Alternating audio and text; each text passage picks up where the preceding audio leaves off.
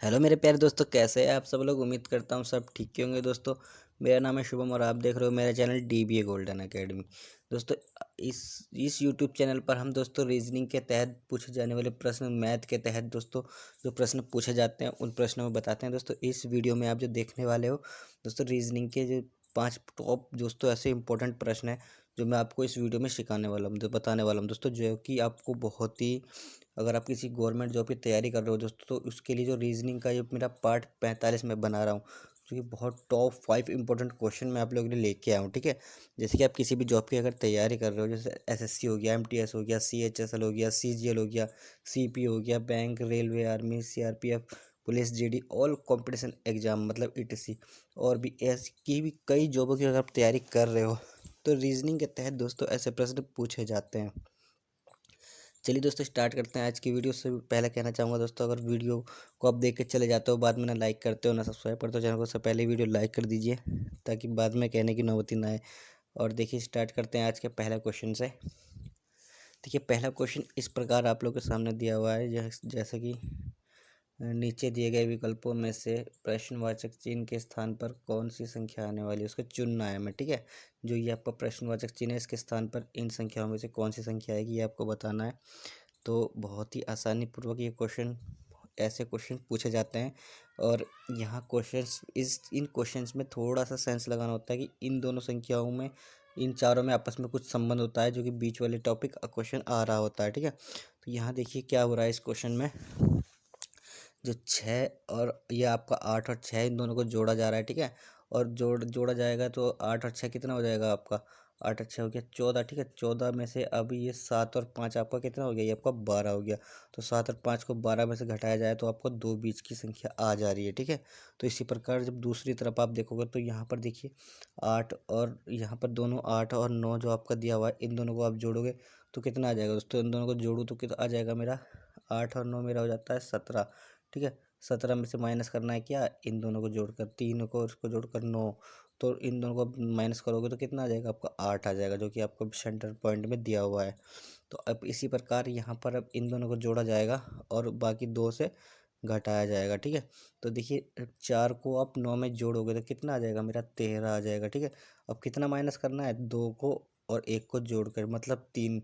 ठीक है, तो कितना हो जाएगा मेरा, 10। ठीक है, तो इसका आंसर कितना है, ऑप्शन नंबर सी एकदम राइट है। ठीक है दोस्तों, तो उम्मीद करता हूँ ये क्वेश्चन समझ में आ गया होगा। अगले क्वेश्चन की तरफ चलते हैं। देखिए दूसरा क्वेश्चन कुछ इस प्रकार है, ऐसे क्वेश्चंस भी बहुत ज़्यादा पूछे जाते हैं। सीरीज का तो एक क्वेश्चन आता ही आता है कंटिन्यू, आपको इस प्रकार दिया जाता है, निम्न दिए गए विकल्पों में से उस विकल्प को चुनिए जिस मतलब जो इस श्रृंखला को पूर्ण कर सके। सॉरी मिस गलत लिख दिया गया है, जिस मतलब जो इस श्रृंखला को पूर्ण करे। ठीक है, इस श्रृंखला को, जैसे कि 2, 5, 11, 23 के बाद ये क्वेश्चन मार्क है, यहाँ पर क्या आपका आने वाला है।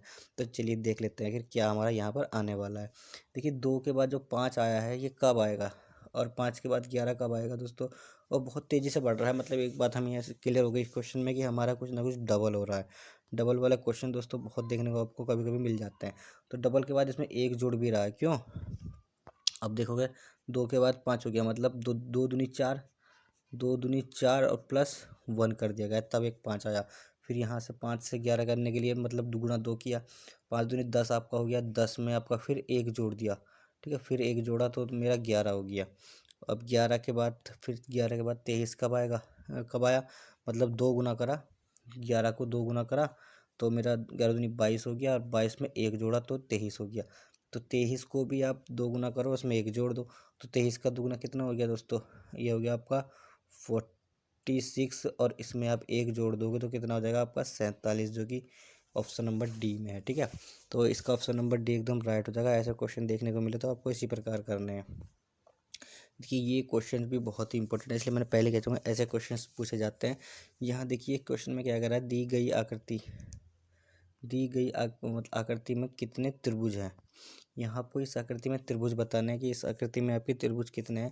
देखिए आकृति इस प्रकार की है, इसमें एक दूसरे से कनेक्टेड दो, यहाँ पर आप देखोगे ऐसे कोई आकृति आती है त्रिभुज वाली, तो यहाँ पर आप काउंटिंग करने लग जाओगे। देखिए काउंटिंग कर सकते हैं, या फिर तो आप ऐसे भी कर सकते हो, जैसे कि हम इसके लोकल तरीके से कर सकते हैं, 1 2, तो 2 और ये कि पूरा हो गया 3।